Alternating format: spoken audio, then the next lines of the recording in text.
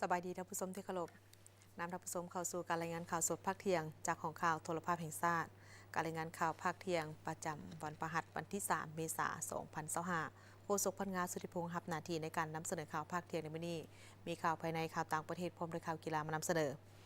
เริ่มที่ข่าวในตอนเช้าของวันที่ 3 เมษายน 2025นี้การนำขันสูงผักลัดพร้อมด้วยครอบครัว4,000 ดอนได้จัดพิธีใส่บาตรเพื่อเป็นการระลึกถึงการจากไปของสหายพลเอกคำไต่4,000 ดอนที่นครหลวงเวียงจันทร์พิธีใส่บาตรเพื่อระลึกถึงการจากไปของสหายพลเอกคำไต่4,000 ดอนที่นครหลวงเวียงจันทร์โดยมีการนำขันสูงผักลัดพร้อมด้วยครอบครัว4,000 ดอนได้พร้อมกันใส่บาตรพลเอกคำไต่4,000 ดอนเกิดเมื่อวันที่ 8 กุมภาพันธ์1924ที่บ้านหัวโขงผะใหญ่เมืองโขง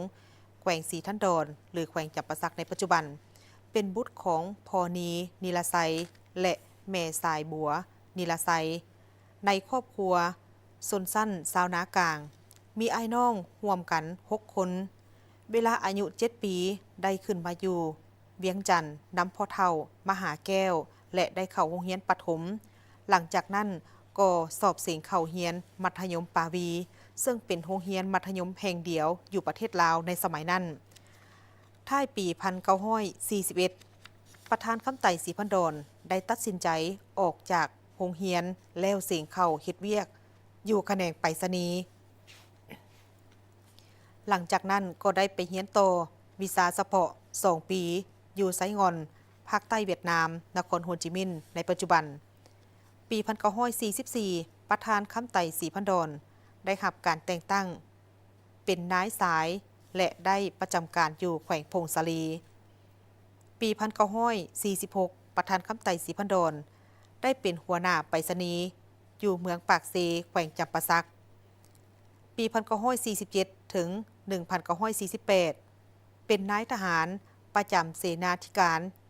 เขตใต้อยู่ซ้ายแดนลาวไทยปี1948ถึง1950เป็นผู้แทนรัฐบาลลาวอิสระประจำเขตใต้และรับผิดชอบ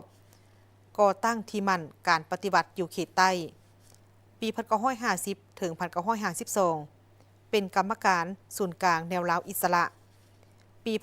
1952ถึง1955เป็นประธานคณะกรรมการเขตทางรับผิดชอบการทหารเขตกลางปี1953ได้เข้าเป็นสมาชิกพรรคคอมมิวนิสต์อินโดจีน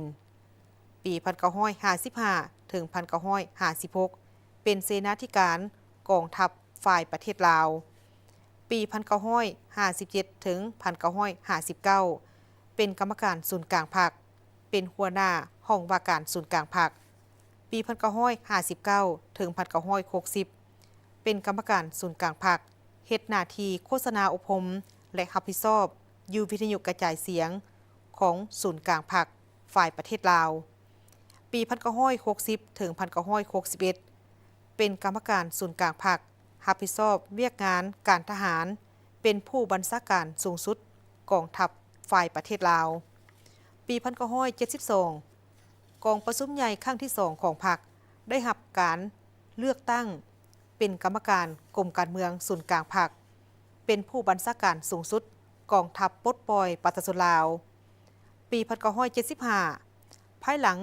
ยึดอำนาจการปกครองในทั่วประเทศได้รับการแต่งตั้งเป็นรองประธานสภารัฐมนตรีเป็นรัฐมนตรีกระทรวงป้องกันประเทศทั้งเป็นผู้บัญชาการสูงสุดกองทัพปลดปล่อยประชาชนลาวปี1982ถึง1986กองประชุมใหญ่ผู้แทนทั่วประเทศครั้งที่3ของพรรคได้รับการเลือกตั้งเป็นกรรมการกรมการเมืองศูนย์กลางพรรคเลขาธิการศูนย์กลางพรรคเป็นรัฐมนตรีกระทรวงป้องกันประเทศและเป็นผู้บัญชาการสูงสุดกองทัพประชาชนลาวปี1986ถึง1991กองประชุมใหญ่ผู้แทนทั่วประเทศครั้งที่4ของพรรคได้รับการเลือกตั้งเป็นกรรมการกรมการเมืองศูนย์กลางพรรคเลขาธิการศูนย์กลางพรรคอีกเทื่อใหม่ทั้งรับผิดชอบเป็นรัฐมนตรีกระทรวงป้องกันประเทศและเป็นผู้บัญชาการสูงสุดกองทัพประชาชนลาวปี1991กองประชุมใหญ่ครั้งที่5ของพรรคสหายได้ถูกเลือกตั้ง เป็นกรรมการกรมการเมืองศูนย์กลางพรรคและเป็นรองนายกรัฐมนตรีกระทรวงป้องกันประเทศทั้งเป็นผู้บัญชาการสูงสุดกองทัพปฏิรูปลาววันที่15เดือน8 1991กองประชุมเทื่อที่6ของสภาปฏิรูปสูงสุดสุดที่2ได้แต่งตั้งสหายเป็นนายกรัฐมนตรีแห่งสาธารณรัฐประชาธิปไตยปฏิรูปลาววันที่24พฤศจิกายนปี1992กองประชุมครบคณะข้างพิเศษของคณะบริหารงานศูนย์กลางพรรคสมัยที่5สหายได้ถูกเลือกตั้งเป็นประธานคณะบริหารงานศูนย์กลางพรรคและทั้งเป็นนายกรัฐมนตรีปี1996กองประชุมใหญ่ผู้แทนทั่วประเทศครั้งที่6ของพรรคได้ถูกเลือกตั้งเป็นประธานคณะบริหารงานศูนย์กลางพรรคปี1998ได้รับการเลือกตั้งเป็นประธานประเทศแห่งสาธารณรัฐประชาธิปไตยปฏิรูปลาวปี2001ถึง2006กองประชุมใหญ่ผู้แทนทั่วประเทศครั้งที่7ของพรรคได้ถูกเลือกตั้งเป็นประธานคณะบริหารงานศูนย์กลางพรรคทั้งเป็นประธานประเทศแห่งสาธารณรัฐประชาธิปไตยปฏิรูปลาวปี2006ยอดอายุเกษียณสูงเพิ่นจึงเสนอพรรครับบำนาญสหายพลเอกคำไต่ศรีพันดรเป็นนักปฏิบัติที่มีการเคลื่อนไหวอันโดดเด่นของพรรคเฮาซึ่งตลอดระยะที่ผ่านมาเพิ่นได้ประกอบส่วนอย่างใหญ่หลวงมีลักษณะรอบด้านเข้าในการจัดตั้งนำพาภารกิจปฏิบัติของพรรคและประชาชนเฮาสหายพลเอกคำไต่ศรีพันดรแม่นนักยุทธศาสตร์ที่มีวิสัยทัศน์ทางการเมืองและการทหารอันกว้างขวาง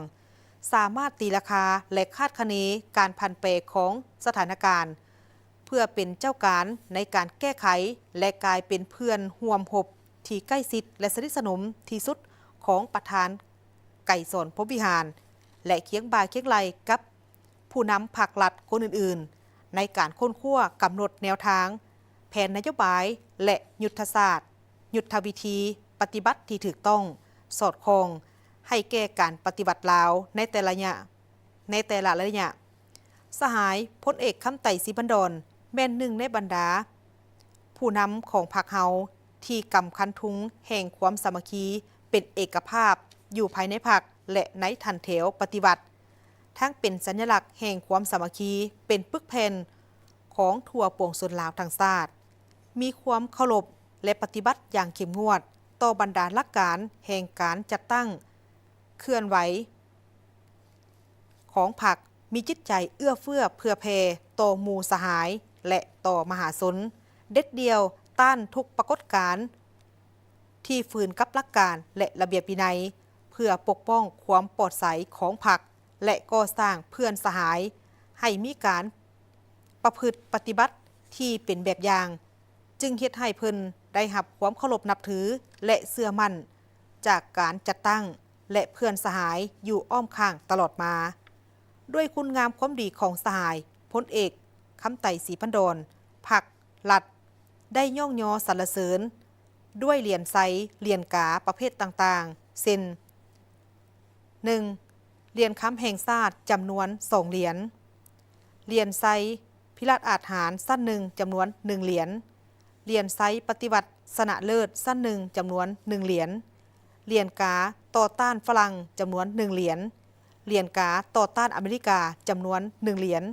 เหรียญการะลึก70ปีของพรรคจำนวน1เหรียญนอกจากนั้น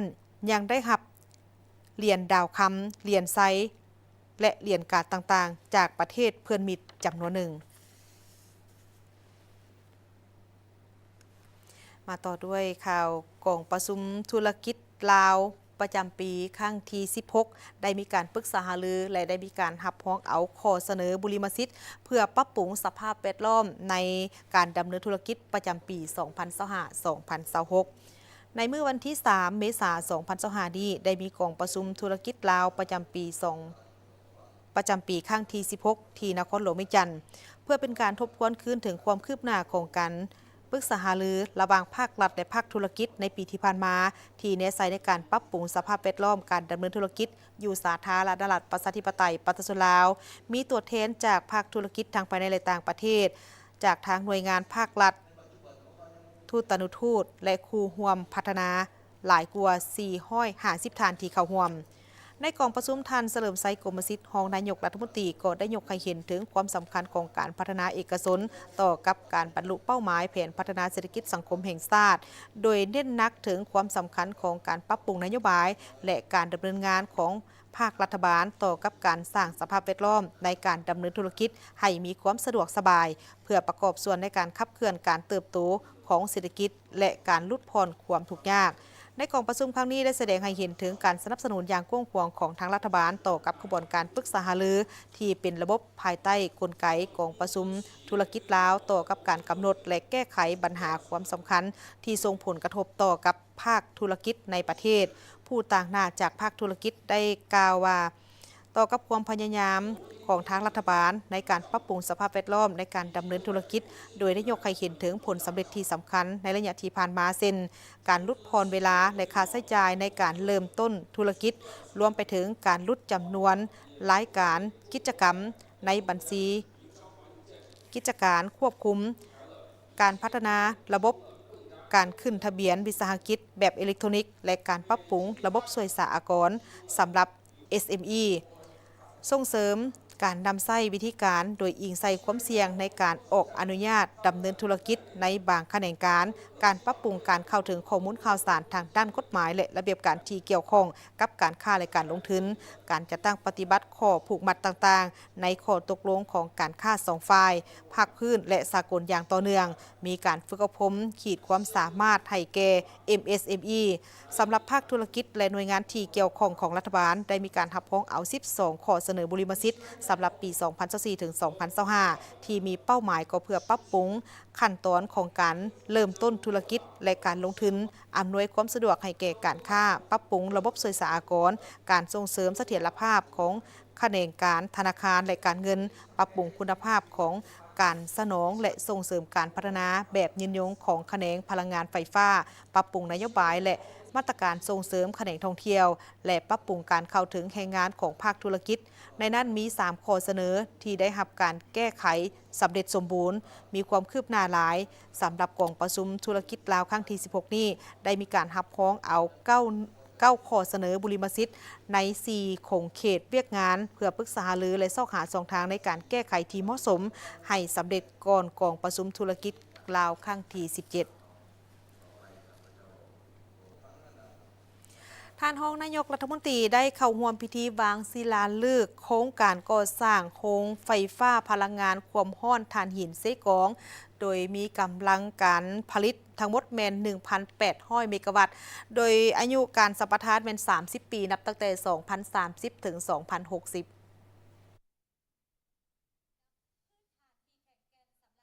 ในวันที่ 2 เมษายน 2025 ท่านเฉลิมชัยกรมสิทธิ์รองนายกรัฐมนตรีได้ให้เกียรติเข้าร่วมพิธีวางศิลาฤกษ์โครงการก่อสร้างโรงไฟฟ้าพลังงานความร้อนถ่านหินเซกองของกลุ่มบริษัทพรศักดิ์จำกัดที่เมืองกะลึมแขวงเซกอง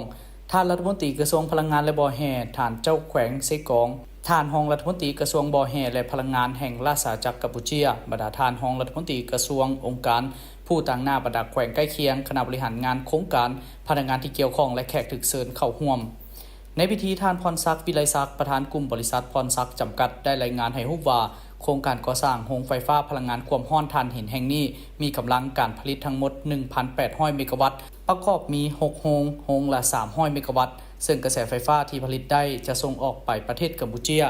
ภายใต้สัญญาซื้อขายไฟฟ้ากับรัฐวิสาหกิจไฟฟ้ากัมพูชาโครงการดังกล่าวมีมูลค่าการก่อสร้างทั้งหมด$4 ตื้อโดยเริ่มก่อสร้างอย่างเป็นทางการในวันที่ 1 เมษายน 2025 ซึ่งโรงงานไฟฟ้าหลังทำอิฐจะเปิดดำเนินการผลิตกระแสไฟฟ้าในเดือนมังกร 2028 และจะผลิตกระแสไฟฟ้าเต็มรูปแบบทั้ง 6 โรงงานในเดือนมังกร 2030 นอกจากการก่อสร้างโรงไฟฟ้าแล้วยังจะมีการก่อสร้างสายส่งกระแสไฟฟ้า 500 กิโลวัตต์ความยาว 253 กิโลเมตรเชื่อมต่อจากโรงไฟฟ้าแห่งนี้หาชายแดนลาวกัมพูชาได้นั้นผู้ดำเนินการก่อสร้างโรงไฟฟ้าแม่นบริษัท PSGC ไทยส่วนผู้สนองอุปกรณ์และเครื่องจักรหลัก ในการก่อสร้างโรงไฟฟ้าและผู้รับเหมาก่อสร้างสายส่งไฟฟ้าดังกล่าวแม่นบริษัท CWPC จำกัดในโอกาสนี้ทานเจ้าแขวงเซกองก็ได้มีคำเห็นต่อพิธีว่าโครงการไฟฟ้าพลังงานความร้อนถ่านหินแห่งนี้เป็นแห่งที่2ของสปป.ลาวเป็นโครงการขนาดใหญ่ซึ่งจะเป็นปัจจัยพื้นฐานให้แก่การพัฒนาอุตสาหกรรมดึงดูดการลงทุนประกอบส่วนเข้าในการพัฒนาเศรษฐกิจสังคมของประเทศให้มีการขยายตัวอย่างหนักแน่นเข้มแข็งและยกระดับชีวิตการเป็นอยู่ของประชาชนให้ดีขึ้นเป็นก้าวพร้อมกันนั้นทานเจ้าแขวงเซกองยังได้เสนอองค์การปกครองแขวงเซกองและเมืองกะลึมเอาใจใส่สร้างเงื่อนไขเอื้ออำนวยความสะดวกให้ผู้พัฒนาโครงการสามารถดำเนินโครงการตามแผนเวียกที่กำหนดไว้ประสานสมทบกับภาคส่วนที่เกี่ยวข้องของขั้นศูนย์กลางติดตามกวดกาการจัดตั้งปฏิบัติโครงการให้มีความคืบหน้าและรับประกันคุณภาพเป็นเจ้าการสุขอยู่ส่งเสริมประชาชนผู้ประกอบการปลูกฝังเลี้ยงสัตว์เป็นสินค้าสนองให้โครงการเพื่อลดพรการนำเข้าสินค้าจากภายนอกให้ผู้พัฒนาโครงการเอาใจใส่คุ้มครองพนักงานกรรมกรของตนเคลื่อนไหวเวียกงานถูกต้องตามระเบียบและกฎหมายสปป.ลาวอย่างเข้มงวดซุ่มทึนฮอนพาหนะกลจักรกำลังแหงและประสบการณ์เพื่อเฮ็ดให้การก่อสร้างมีประสิทธิภาพประสิทธิผลสูงและสำเร็จตามแผนการที่วางไว้บนพื้นฐานการพัฒนาไปเคียงคู่กับการปรับปรุงชีวิตการเป็นอยู่ของประชาชนที่ถือผลกระทบอย่างทันการและทั่วถึงในโอกาสเดียวกันทางรัฐมนตรีกระทรวงพลังงานและบอแฮก็ได้มีคำเห็นตีราคาว่าการก่อสร้างโครงการนี้เป็นการพัฒนาอุตสาหกรรมที่สำคัญและนอนอยู่ในแผนยุทธศาสตร์การพัฒนาเวียกงานพลังงานและบอแฮฮอดปี 2030 เป็นโครงการใหญ่ที่มีการลงทุนสูงนำใช้เทคโนโลยีที่ทันสมัยโดยมีความเชื่อมั่นว่าภายหลังก่อสร้างโครงการสำเร็จจะกลายเป็นเงื่อนไขที่สำคัญให้แก่การพัฒนาอุตสาหกรรมพลังงานประกอบส่วนเข้าในการพัฒนาเศรษฐกิจสังคมของสปป.ลาวในสปอร์ตหน้าและยาวนานสามารถเชื่อมโยงพลังงานกับประเทศใกล้เคียงได้บ่มซ่อนของแหล่งทรัพยากรธรรมชาติเพื่อผลิตพลังงานสะอาดมีเสถียรภาพมั่นคงสามารถสนองกระแสไฟฟ้าให้เพียงพอกับความต้องการส่งใช้อยู่ภายในและมีการส่งออกให้ปรากฏผลเป็นจริงในตอนท้ายทานรองนายกรัฐมนตรีก็ได้ให้เกียรติกดปุ่มเปิดพิธีวางศิลาฤกษ์และลั่นคล้องเพื่อเป็นสิริมงคลให้แก่การก่อสร้างโครงการดังกล่าวตื่มอีกกองทัพปัตตานีลาวได้จัดตั้งกำลังไปช่วยเหลือปัตตานีอยู่ที่เมืองเจ้าแซ่แขวงบันดาเลของประเทศเมียนมาจากเหตุการณ์แผ่นดินไหววันที่1เมษายน2025นี้กำลังกองทัพปาสสลาวนำโดยทานพันเอกปรารถนาบุตติจักรของหัวหน้าห้องการกรมใหญ่เสนาธิการกองทัพคณะกรรมการคุ้มครองภัยพิบัติกระทรวงป้องกันประเทศหัวหน้ากองเสนาผู้ประสานงานคณะกรรมการคุ้มครองภัยพิบัติขั้นศูนย์กลางพร้อมด้วยคณะและกำลังรวมทั้งหมดจำนวน33สหายได้เดินทางมาถึงเมืองเจ้าแซ่แขวงมอนดาลีประเทศเมียนมาโดยการต้อนรับของทานกองเมียนนายเจ้าเมืองเจ้าแซ่พร้อมคณะและภาคส่วนที่เกี่ยวข้องท่านกองเมียนนายได้รายงานสภาพความเสียหายจากเหตุการณ์แผ่นดินไหวของเมืองโดยย่อซึ่งเหตุการณ์ดังกล่าวได้เกิดขึ้นในเวลาประมาณ 12:58 นาทีของวันที่28มีนาผ่านมาเวลาของประเทศเมียนมาซึ่งได้สร้างความเสียหายอย่างหนักหน่วงต่อชีวิตและทรัพย์สินของประชาชนชาวเมียนมาในนี้เฉพาะเมืองเจ้าแซ่มีประชากรทั้งหมด 251,233 คนได้รับผลกระทบ 2,356 คนถูกบาดเจ็บ 450 คนเสียชีวิต 172 คนมาฮอดปัจจุบันแม่นสามารถกอบกู้ช่วยเหลือผู้บาดเจ็บและเสียชีวิตออกจากตึกอาคารถล่มได้สำเร็จส่วนมูลค่าความเสียหายแม่นยังบ่สามารถประเมินค่าได้จากนั้นคณะทั้งสองฝ่ายก็ได้ปรึกษาหารือแลกเปลี่ยนความคิดเห็นร่วมกันและลงกวดกาเบิงสถานที่ถูกผลกระทบตัวจริงเพื่อพร้อมกันค้นคว้ากวดกาเบิงความเปลี่ยนไปได้ในการเข้ากอบกู้และฟื้นฟูบรรดาตึกอาคารที่ได้แตกหักพังทลายอยู่ตามจุดต่างๆภายในเมืองนอกจากนี้คณะรับผิดชอบทั้งสองฝ่ายได้ลงประสานสมทบกับโรงหมอท้องถิ่นเพื่อกวดกาสถานที่บอนจัดวางกำลังทีมแพทย์ฉุกเฉินจากกองทัพปาสสลาวเข้าช่วยเหลือปินปัวผู้ที่ได้รับบาดเจ็บจากเหตุการณ์แผ่นดินไหวในครั้งนี้ได้มีพิธีมอบรับอาคารเฮียนหลังใหม่ให้แก่โรงเรียนมัธยมตอนต้นกีบมาของเมืองอุทุมพรแขวงสะหวรรณเขตโดยได้รับการสนับสนุนทุนจากทางกองทุนร่วมใจพัฒนาธนาคารร่วมพัฒนา JDB ด้วยมูลค่าแม่น1.200 ล้านกีบ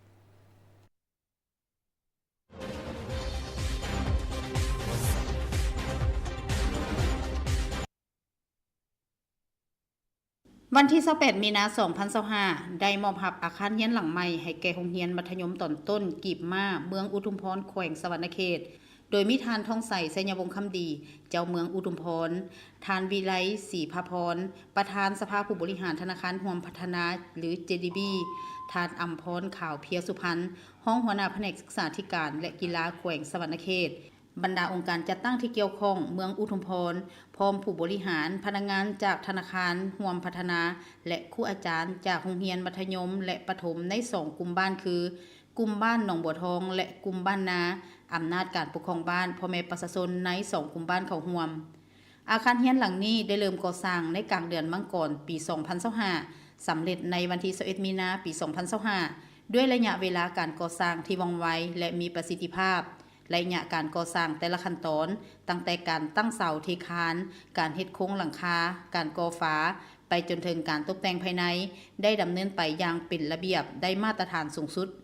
อาคารหลังนี้ประกอบด้วย5ห้องโดยมี4ห้องเรียนและ1ห้องการพร้อมอุปกรณ์ที่ทันสมัยเช่นโต๊ะตั้งนักเรียน60ชุดโต๊ะตั้งครู7ชุดกระดานดำพัดลม20ชุดและดอกไฟฟ้า25ดอกทั้งหมดนี้แม่นเพื่อสร้างสภาพแวดล้อมการเรียนการสอนที่ดีที่สุดให้แก่นักเรียนและครูอาจารย์การก่อสร้างอาคารหลังนี้ได้รับการสนับสนุนทุนจากกองทุนร่วมใจธนาคารห่วมพัฒนารวมมูลค่าการก่อสร้าง1.2 ล้านกีบเพื่อเป็นการพัฒนาอนาคตอันสดใสของเยาวชนในชุมชนพร้อมทั้งเป็นสัญลักษณ์แห่งความหวังให้แก่ประเทศชาติ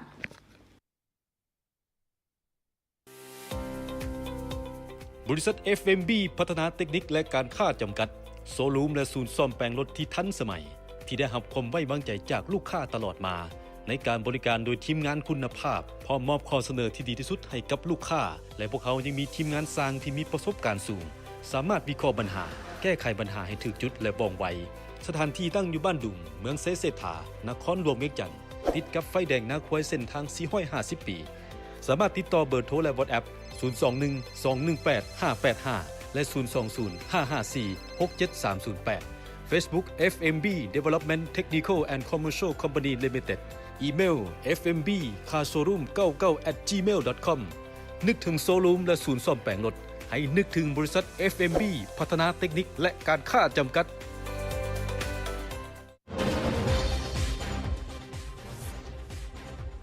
จากที่ไปใจบรรทานที่ตามชมการรายงานข่าวต่างประเทศพร้อมด้วยข่าวกีฬา